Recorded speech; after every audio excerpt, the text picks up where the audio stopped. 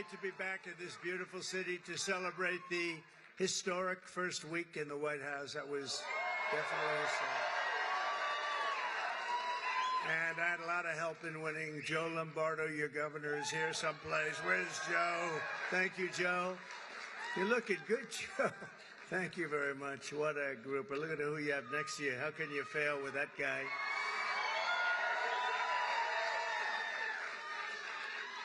Also, Lieutenant Governor Stavros Anthony. Stavros, thank you very much. Thank you very much. Where are you? There you are, Stavros. You're very good. He did something which not a lot of people have been able to do, but I think Republicans are going to start winning this state. You know, typically they don't necessarily do so good. We did really well. Here, I must be honest with you. Republican National Committee woman, Sigal Chattah. Sigal, thank you, wherever you may be. Hi, Sigal, thank you very much. Republican National Committeeman, Jim DeGraffenreid. That's a hell of a beautiful name, but I know the name's so long, it's easy to say. One of the greatest people, I'll tell you, a man who's done so damn well. I don't know what it is with him. He's just a legend. He's one person, you know, we can all sort of be replaced, although we don't like to think that. Maybe it's not true. But this is a guy that can't be replaced. There's nobody like him. Dana White. Where's Dana White? He's great. Are the Nelk Boys here? Oh, yeah, there they are, the Nelk Boys right there. And Rick Harrison. Rick, thank you very much for being here. If you're around here someplace with Dana. Mr. Phil Ruffin, his wife Alexandra, and their two beautiful children, Richard and Marlena. Phil, where's Ruffin? Where's Phil Ruffin? He's right here, so he's some legend, I'll tell you. He's a legend in Las Vegas and beyond. Phil, he's here. He'll be coming out. Today we talk about how we're going to end the economic suffering and stagnation and disaster of the past 4 years and create the 4 greatest years in the history of our country. That's what's going to happen. That's what's going to happen. And as I said in my inaugural address, which, by the way, it got the highest rating in the history of Fox. Can you believe that? That's nice.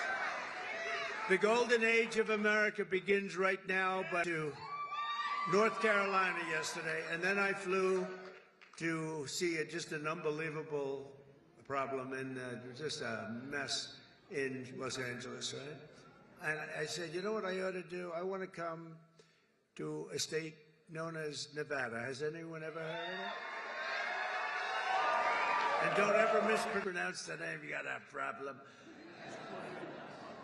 You ever see somebody when they say it's Nevada? Oh, they're in deep trouble. I want to come to Nevada to pay my respects because this is the only Republican win of this state in decades, and it was a very big landslide. So, but I think Republicans are going to win a lot now. But it was a big. We had a big win, and it was an early win, and that was a bad signal for the Democrats. They heard that a lot of people in this room helped us a lot. Special group. And so I said, you know what I'll do? We're going to fly around it. And I said, let's fly right over it. Let's land, and I'll do something, and I'll just say it. But I want to say it, and I'm almost saying it right here for the media. I just came here because I wanted to thank the people of Nevada for giving us such a big win.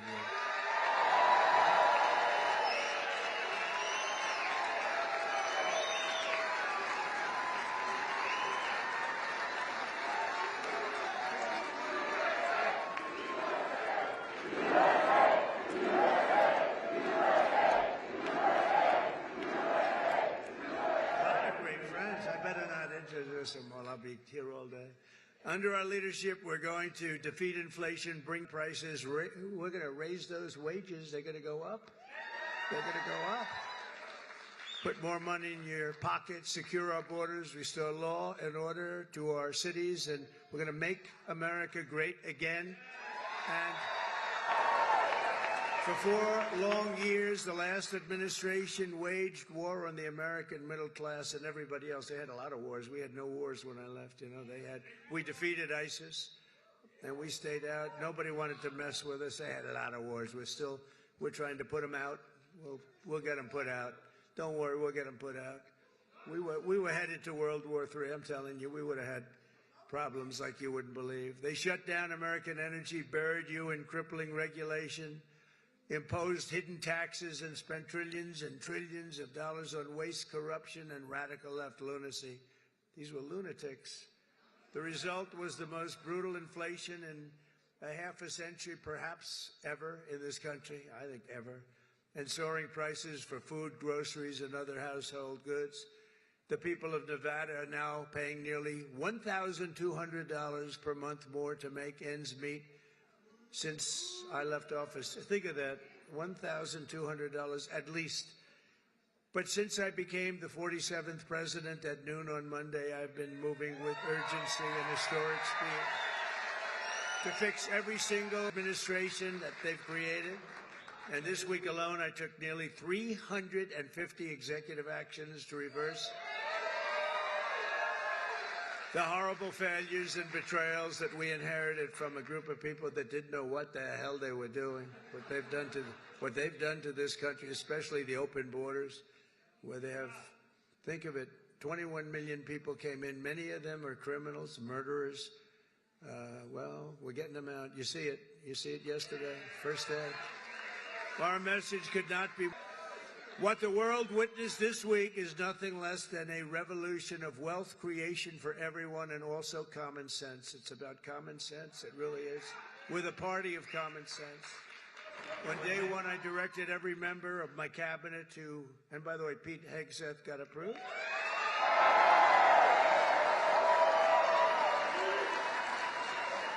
And Kristi Noem just got approved, Governor. She's going to keep it. She's a tough one. She's a tough one. And she's going to do a great job. On day one, I directed every member of my cabinet to marshal all powers at their disposal to defeat inflation and bring down the cost of daily life. We want to bring prices down. Too high. The federal hiring freeze, a federal regulation freeze, a foreign aid freeze. Oh, that's a nice one. And I created the new Department of Government Efficiency, and we're going to have a lot of good people. Elon, we're going to get Elon Musk to get involved in that a little bit. He already is. People like him.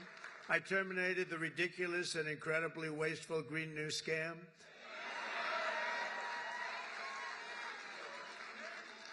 Wasn't the environment supposed to eat us up like in 12 years? But that was like 13 years ago. What happened? We're still here. We're still here. Remember, we have 12 years to live. Remember that? Done by somebody that never even took a course on the environment. AOC +3. Do you remember those three? They were telling us about the environment. AOC +3. This action alone will save hundreds of billions of dollars of American taxpayers' money. I withdrew from the one-sided Paris Climate Accord. Costly electric vehicle mandate. Keeping my sacred pledge to America's auto workers. Boy, did we get a big vote with the auto workers, I'll tell you. And the Teamsters. Any Teamster in the room? We got a tremendous vote from the Teamsters. Thank you. They're pointing like one guy. But they voted for us in the millions. So we had a lot of Teamsters voting for us. I withdrew from the World Health Organization, where we paid $500 million a year, and China paid $39 million a year, despite a much larger population. Think of that. China's paying $39 million to have 1.4 billion people. We pay $500 million. Nobody knows what the hell we have. Does anyone know? We have so many people pouring in. We have no idea. We go up, but we're going down a little bit now. You don't mind that, do you? Going to take some bad ones out. I withdrew 4 years ago, but Biden immediately went back for even more money. I mean, he went back, and they offered me at $39 million. They said, we'll let you back in at $39. So we're going to reduce it from $500 to $39. I turned them down because it became so popular. I didn't know if it would be well received even at $39. But maybe we would consider doing it again. I don't know. Maybe we would. They have to clean it up a little bit. But China pays $39 million for $1.4 billion, and we're paying $500 million for $325 million.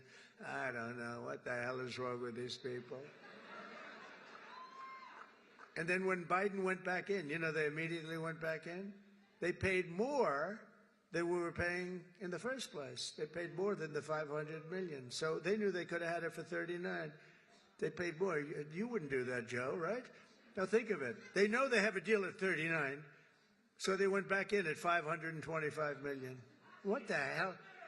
Man, oh man.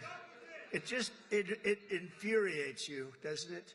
I declared a national energy emergency to unlock. The United States has the largest amount of oil and gas of any country on earth, and we may be a very substantially enlarged country in the not too distant. Isn't it nice to see, you know, for years, for decades, we're the same size to the square foot, probably got smaller, actually, but we might be an enlarged country pretty soon. And one of the things we're going to be doing is drill, baby, drill. Because that's going to bring everything down. It's going to bring everything down. My administration has also begun the largest deregulation campaign in the history of our country, far exceeding, I had the record for you. We had a great economy. We had the greatest economy that we've ever had 4 years ago, but this is going to be better. You watch. This will be better even than the first term. And the reason I got elected was because of the first term. You know, somebody said, what was the reason you got elected? I mean, you won by so much. I said, my first term. You know, that's all I did. I just said, well, take a look at the numbers. Take a look at the numbers. In total, the Biden administration imposed $50,000 in additional regulation costs on the dollars. And, you know, just think of it.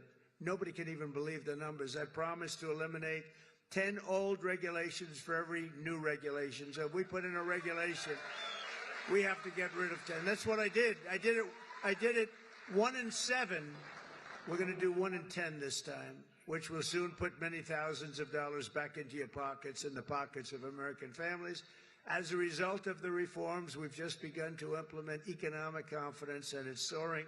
So this week, Oracle, OpenAI, and SoftBank announced Stargate, a $500 billion investment in AI infrastructure, which is going to be very big for Nevada, I have to tell you, the largest in history, and which will create an estimated 100,000 American jobs. Saudi Arabia just said that they're going to invest at least $600 billion. This is because of the election, by the way. And I believe they'll make it $1 trillion. I'm going to ask them to make it $1 trillion. What the hell? The money means nothing to them. You know where they made their money? From liquid gold, right? They got a lot of liquid gold. We have more. We have more than Saudi Arabia. They've got a lot. We've got more. We got more than anybody. We just don't use it because environment. These people are crazy. And many other companies likewise are looking to invest, but I don't have enough time to do that. And we have a lot of news conferences. Everybody wants to have a news conference. You know, they're calling up by the hundreds. We want to have a news conference. We're going to invest $12.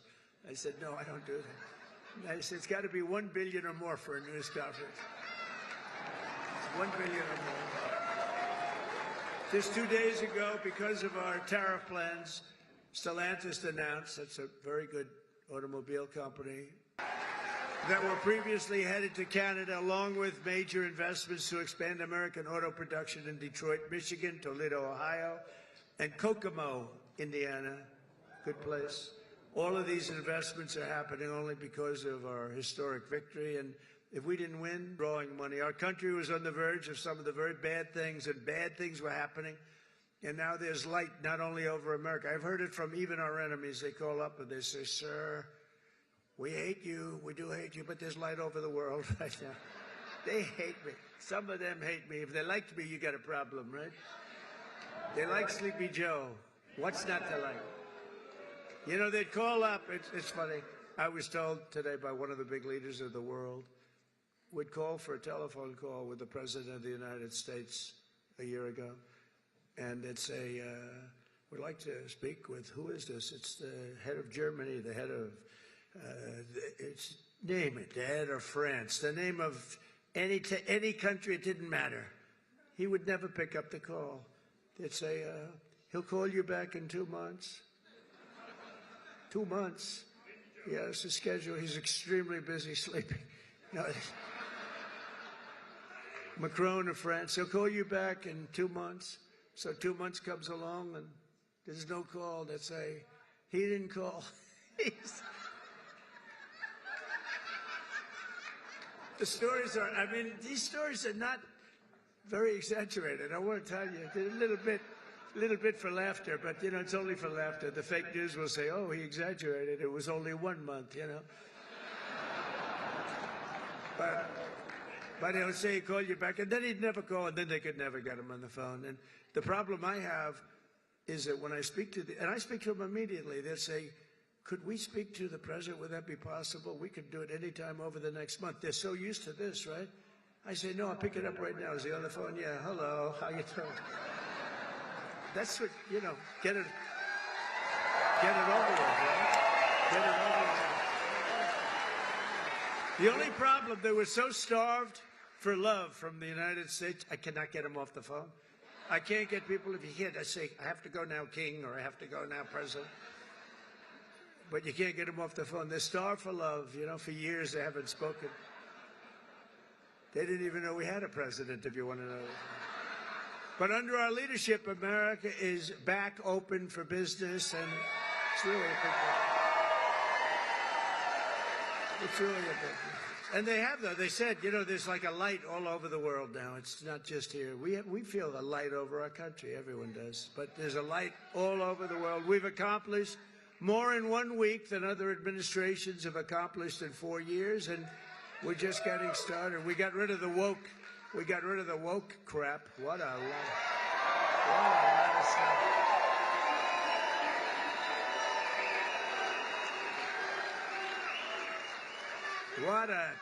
What a lot of crap that was. It was, and you know, these people were petrified of it. I'll tell you, these companies, they run these big companies, they were petrified of it. It was like, you know, I don't think they believed it. I'm sure they didn't believe it. Some I know didn't believe it, but they were so afraid.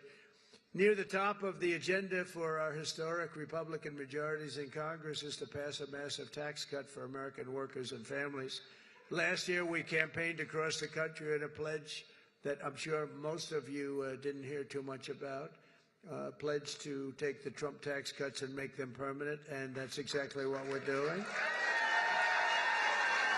In the coming weeks, I'll be working with Congress to get a bill on my desk that cuts taxes for workers, families, small businesses, and very importantly, keeps my promise for a thing called, and I know you didn't hear anything about this, and I'm sure it had no influence on the state, the fact that we won this crazy, massive majority, a state that hadn't been won by a Republican in decades. But I'm sure you haven't heard, but we're going to get it for you. No tax on tips. No tax on tips.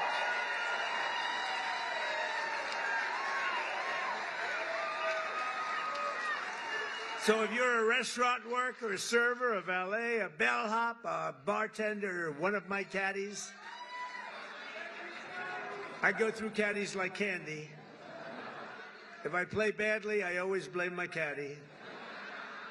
Or any other worker who relies on tipped income, your tips will be 100% yours. Won't that be nice? Joe, Governor, do you think that had an impact on the election? You do? Like what, a half a point? Pretty big. You had an impact, let me tell you. Nationwide, over 4 million workers depend on tip income, including an estimated 700,000 single moms. And here in Nevada, you haven't been reporting them for the last 10 years. So here's our deal. We're going to have no tax on tips from now on, but we're going to go after you viciously for all the money you didn't report for the last 10, 15. We're going to go after you for all the money you didn't report for. I'm only kidding. I'm only kidding. I have to say to the fake news, because they're going to say Trump is after all restaurant workers. Many of these workers are some of the very citizens who were hit hard and very hard by the ravages of the Biden economy, which was inflation. When I think of Biden, I think of incompetence and inflation. Suffering he created, Joe Biden launched a young waitress. I won't say beautiful because you're not allowed to say that as a politician. Used to be you could say a young, beautiful waitress. This was a young, beautiful waitress, but I won't say that because I feel like I want to continue my political career. If you call the governor won't say it. If you call a woman beautiful today, it's the end of your political career, so I won't do it. But a young waitress, I think you can call young. You're probably not even supposed to say young. Probably supposed to say a waitress. But a young waitress came up, and I said, "How are you doing?" And in my restaurant in the hotel in Trump, I said, "How are you doing?" And she said, "Not great, because they're after me so viciously for tips. They just want my tip income, and they don't believe me, and all of this." And she said, "It's terrible. You know, sir, you should have no tax on tips." I said, "What?" She said, "What did you just say? No tax on tips?" That was about the amount of my consultation. It's true. No tax. I said, "What did you just say? Say those words again." "Sir, no tax on tips." I said, "Thank you very much. You just won the election."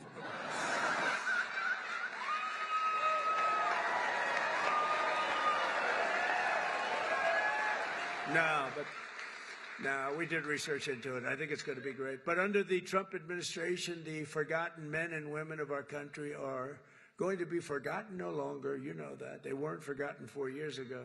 On day one, I immediately halted the hiring of any new IRS agents. You know, they hired 88,000 new workers to go after you, and we're in the process of developing a plan to either terminate all of them or maybe we'll move them to the border. I think we're going to move them to the border. Well, they're allowed to carry guns. You know, they're so strong on guns. But these people are allowed to carry guns, so we'll probably move them to the border. Yeah.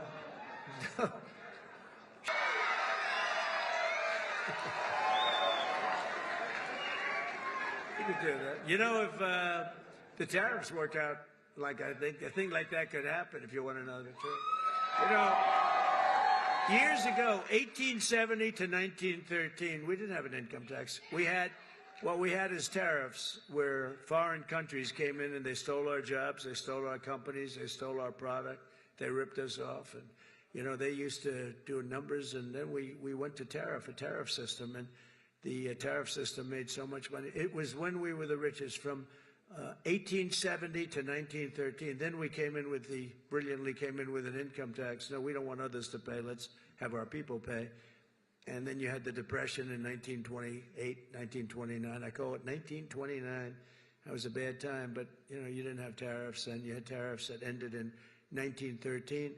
But it was the richest our country ever was. That was President McKinley. In fact, we're renaming the mountain, Mount McKinley.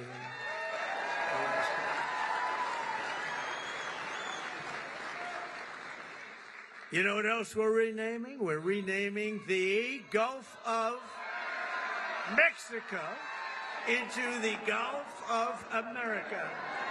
Okay?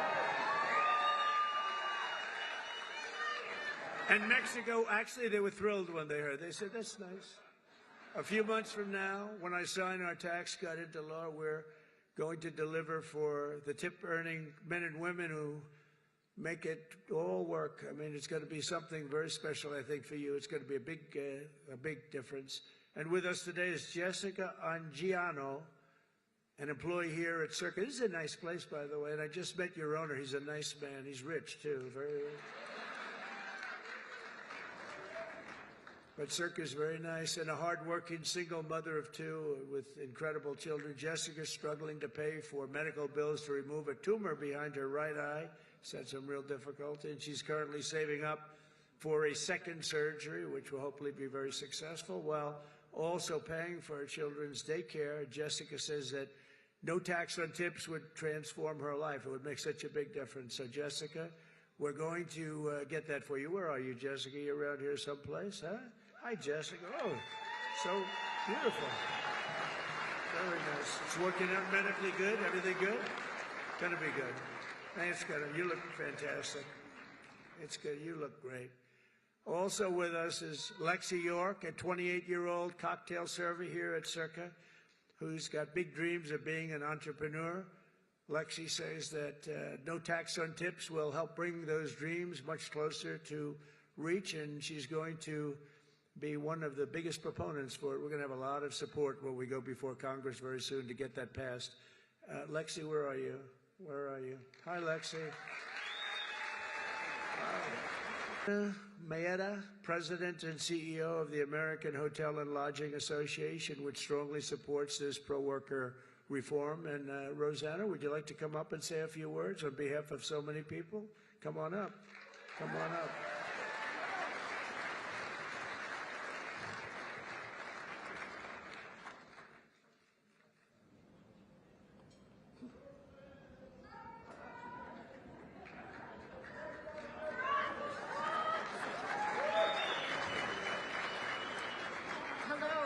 Mr. President, on behalf of the American Hotel and Lodging Association, I'm so honored to be here today. We represent 30,000 members around the country in an industry that represents more than 2 million hotel workers. And I'm here to tell you that the American dream is alive and well in the hotel industry today. It is still one of the few places where you can have and grow your career, starting a job as a housekeeper or a dishwasher or bellhop, to running a hotel, to owning a hotel or a few, and to even becoming the CEO. Mr. President, in 2017, the tax bill that you championed cut taxes for so many working families and American workers.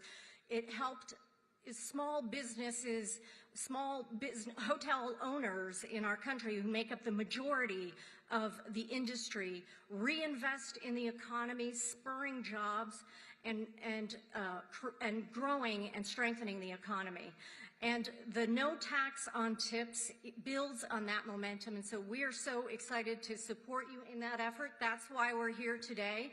We stand with you to urge Congress to pass this proposal so that more than the 800,000 hotel workers who benefit from these from tips, many who are here in the room today, representing all types of jobs, from restaurant workers to housekeepers to bellhops and so many others, can take home more of the pay that they earn every day. So thank you for having us and for promoting this proposal.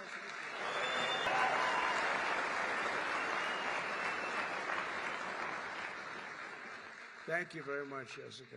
Great. After 4 long years, and these were long years of a government that always put you last. They put America last, they put you last, they put everybody last that was associated with us. You once again have a president who's putting our workers first, putting our families first, and above all, putting America first. And we're going to keep America first, and you see it.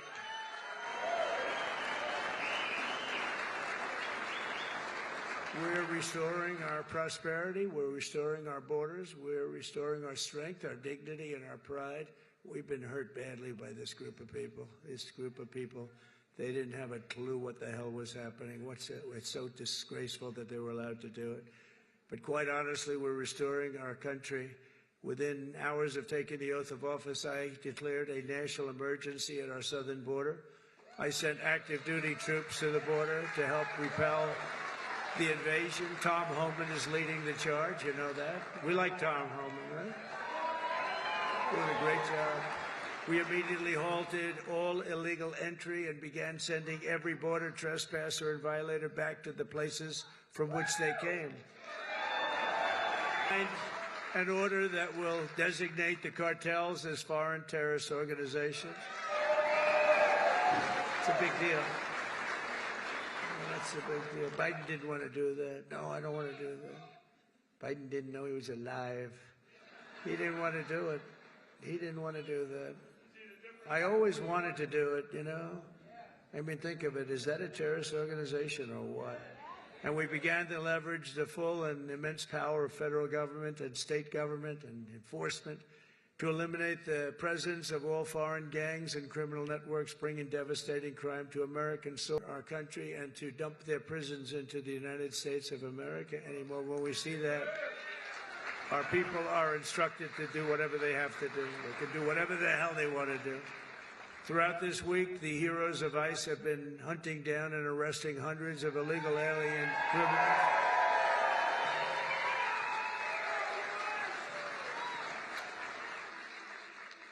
And its immediate expulsion, including those with charges of convictions for rape, child sexual assault, terrorism, and even murder.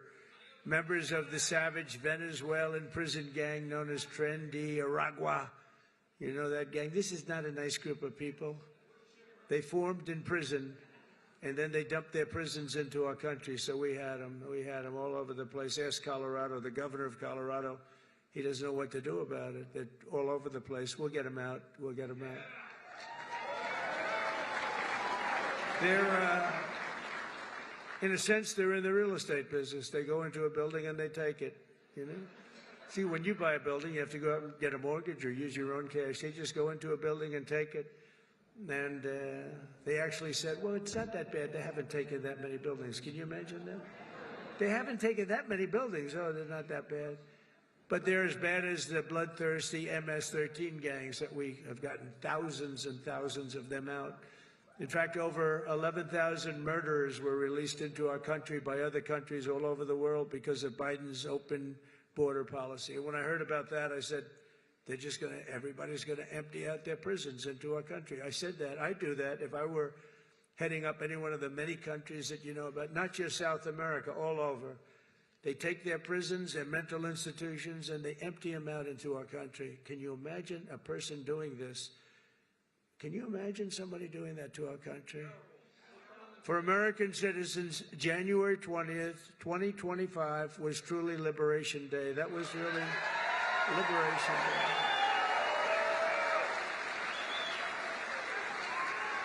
This week, I also signed an order to end the weaponization of our government against American people and political people like me. We never had a thing like that. He went after his political opponent. Who would have thought he helped me?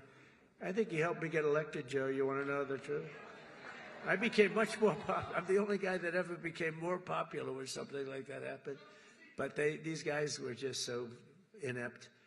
We had the guy deranged Jack Smith. Deranged. He was a deranged human being. But they thought this way Biden could sneak by and he could win an election, another cheating in another election. That's what it was. But when you think that was fun, you think that was easy, it wasn't fun. And investigate all of the abuses of power. I pardoned hundreds of political prisoners who had been viciously persecuted by the Biden regime. Hundreds, including Christians, pro-life activists, 2 Washington, D.C. police officers just yesterday, whose lives were destroyed from chasing down a dangerous illegal alien criminal. And, of course, I was very proud to pardon the J6 hostages.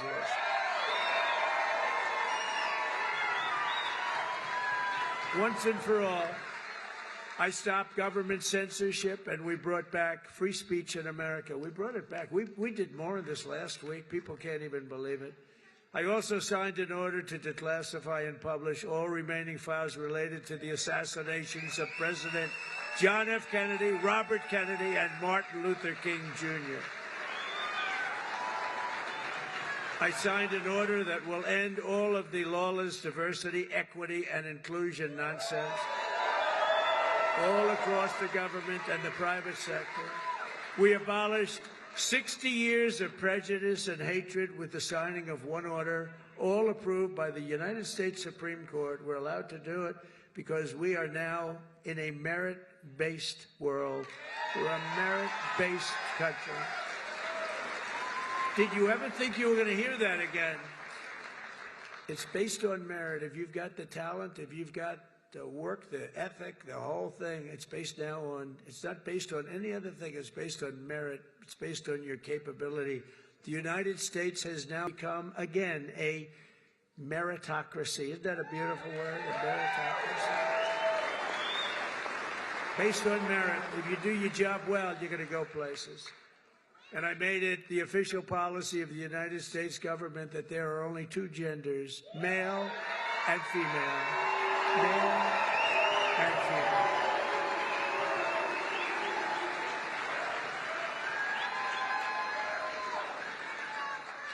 Every single day of my term, we're living by the motto, promises made, promises kept. I kept my promises. It's why we won. It really is why we won. We won because of the past 4 years. We won because of that. But this is going to blow it away. Because when I came in, I had no experience. I didn't do this before. I never did this. I was never a politician before. I was talking J.D. Vance. By the way, hasn't he done a great job?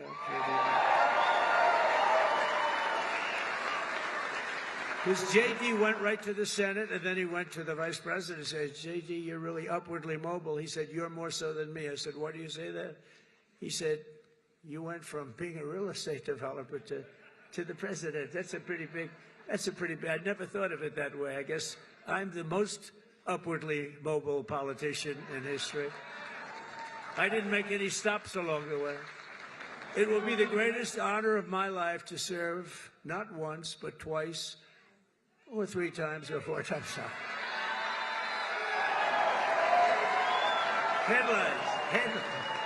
Headlines from the fake news. Now it will be to serve twice. For the next 4 years, I will not rest. I will not yield. And together we will not fail. We will win, win, win. We will bring back the American dream. We're going to bring it back. You know, in recent years, our nation has suffered greatly, but we are going to make it great again, greater than ever before. We'll be a nation like no other, full of compassion, courage, and exceptionalism. That's what we're doing, and that's what it's all about. And you see that. I think you up the stairs of that massive plane that's waiting for me, that big 747. And I said, there's no way I'm going to let myself fall, because that was one hell of a... That triple fall was a disaster. I would call that a political disaster. You can fall once, you can fall twice, but you can't fall 3 times. You can't fall 3 times. What a disaster. I've used that in every ad I think I ever did. Our power will stop all wars and bring new spirit of unity to a world that's been angry, violent, and very unpredictable. America will be respected again and admired again, including by the people of religion, faith, and goodwill. We're bringing back religion in this country. We will be prosperous. We will be free. We will be bigger, bolder, and more ambitious than ever before. And together we will make America powerful again. Make America wealthy again. Make America healthy again. We will make America strong again. Make America proud again. We're going to make America safe again. We will make America great again. Thank you very much. And thank you very much, Nevada. Thank you, Joe. Thank you very much. We'll be back. We'll be back. Thank you. Thank you, my man. Great job. Thank you, everybody.